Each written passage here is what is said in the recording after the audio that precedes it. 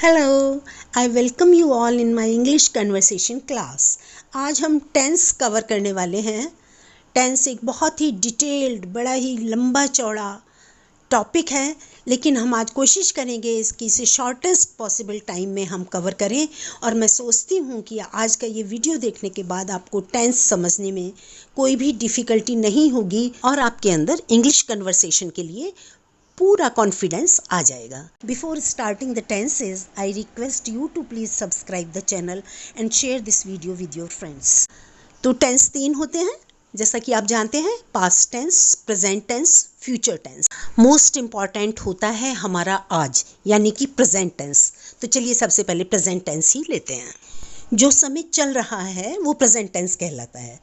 Present tense को भी further 4 parts में डिवाइड किया गया है: present indefinite, present continuous, present perfect and present perfect continuous. Present indefinite tense में जो सेंटेंस होते हैं हिंदी में, उन्हें पहचानिए आप पहले। उनके आखिर में ता है, ती है, ते है आता है। मैं खाना खाता हूँ, मैं खाना खाती हूँ, मैं खेलती हूँ, मैं पढ़ती हूँ। और जब हम इनका इंग्लिश में ट्रांसलेशन करते हैं तो इन सेंटेंसेस में डू या डज का इस्तेमाल होगा। और क्या करेंगे हम कि सबसे पहले सब्जेक्ट रखेंगे, फिर हम वर्ब की फर्स्ट फॉर्म लगाएंगे और उसके बाद में जो ऑब्जेक्ट होगा वो लगा देंगे। किसी भी सेंटेंस को बनाने के लिए सब्जेक्ट, वर्ब और ऑब्जेक्ट की ज़रूरत होती है। यदि हमें टेंस की नॉलेज हो जाती है तो हमें ये समझ में आ जाएगा कि हमें वर्ब की कौन सी फॉर्म लगानी है। फर्स्ट फॉर्म लगानी है, सेकंड फॉर्म लगानी है, थर्ड फॉर्म लगानी है या आईएनजी फॉर्म लगानी है। कौन सा हेल्पिंग वर्ब हमें लगाना है ये भी समझ में आ जाएगा और उस वर्ब के बाद में हम ऑब्जेक्ट लगा देंगे।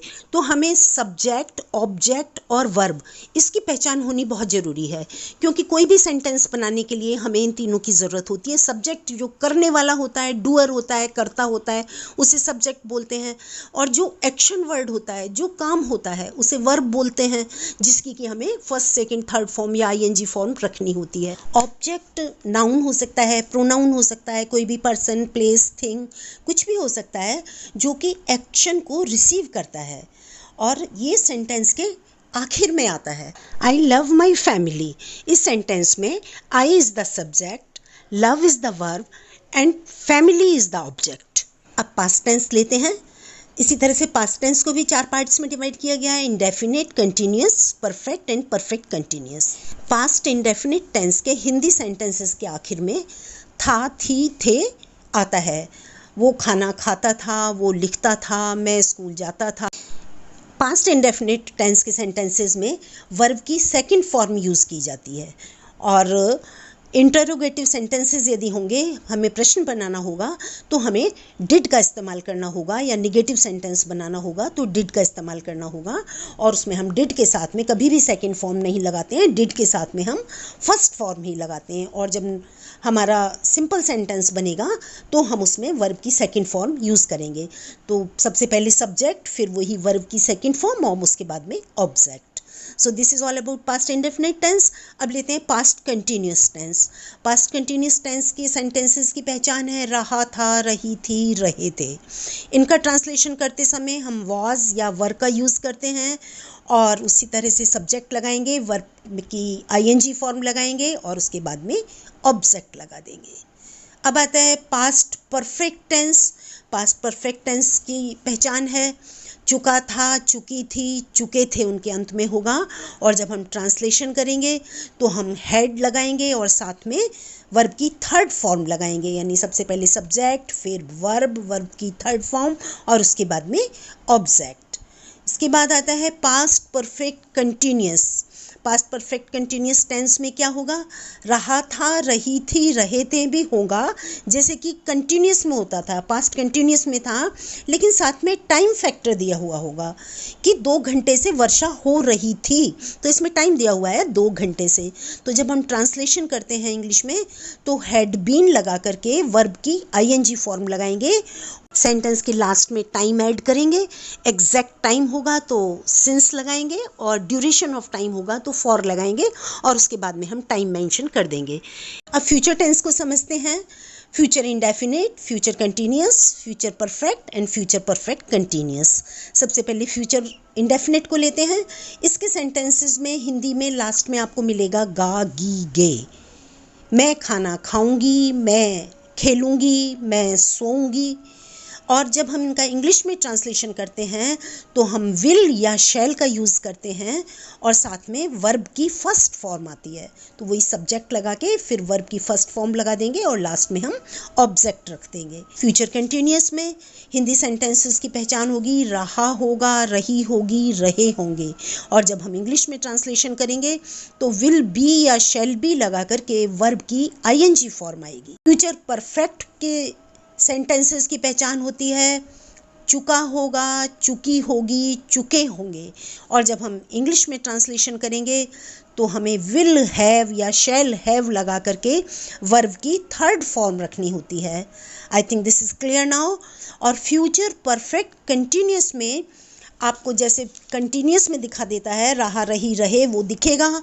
रहा होगा, रही होगी, रहे होंगे, जैसे फ्यूचर कंटिन्यूअस में था वैसे होगा, लेकिन साथ में टाइम फैक्टर होगा और जहाँ टाइम दिया होगा तो इसका मतलब फ्यूचर परफेक्ट कंटिन्यूअस। और इंग्लिश में ट्रांसलेशन करते समय विल हैव बीन या शैल हैव बीन लगा करके वर्ब की आईएनजी फॉर्म आएगी।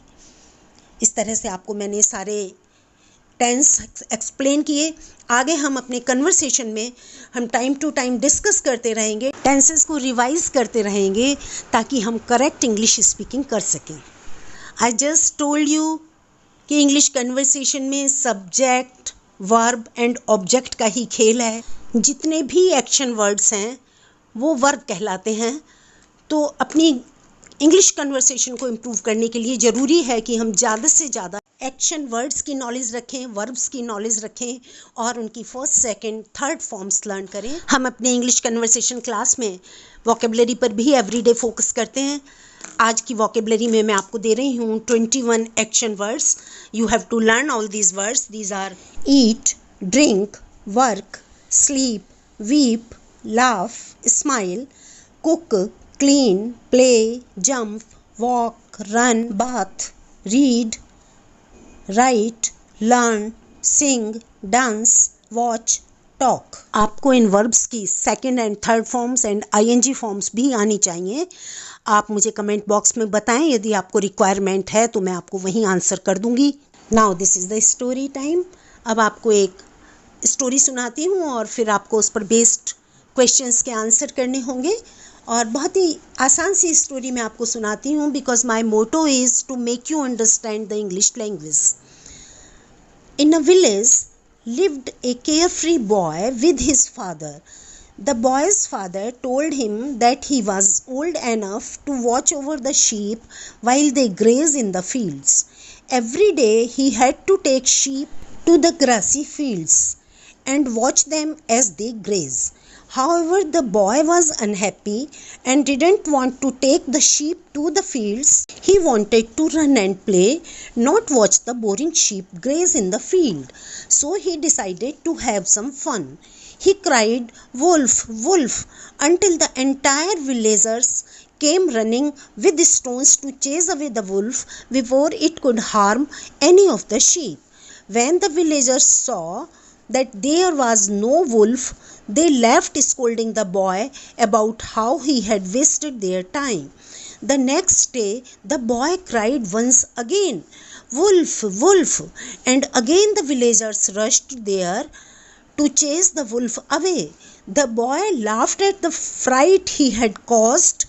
This time, villagers laughed angrily. The third day, as the boy went up the small hill, he suddenly saw a wolf attacking his sheep. He cried as hard as he could, "Wolf, wolf, wolf," but not a single villager came to help him. The villagers thought that he was trying to fool them again. The little boy lost many sheep that day, all because of his foolishness. Moral of the story is, it is difficult to trust people who lie, so it is important to always be truthful. Now you have to answer 3 questions. Question 1, why the boy was unhappy? Question 2, Where did the sheep graze? Question 3. Why did the villagers not come for the help of the boy on the third day? Answer these questions in the comment box, please. Please let me know in the comment box what did you like or dislike in this video. Subscribe the channel and press the bell icon for regular notifications of my videos. See you soon on Saturday with next English speaking class. Till then, take very good care of you and revise the tenses.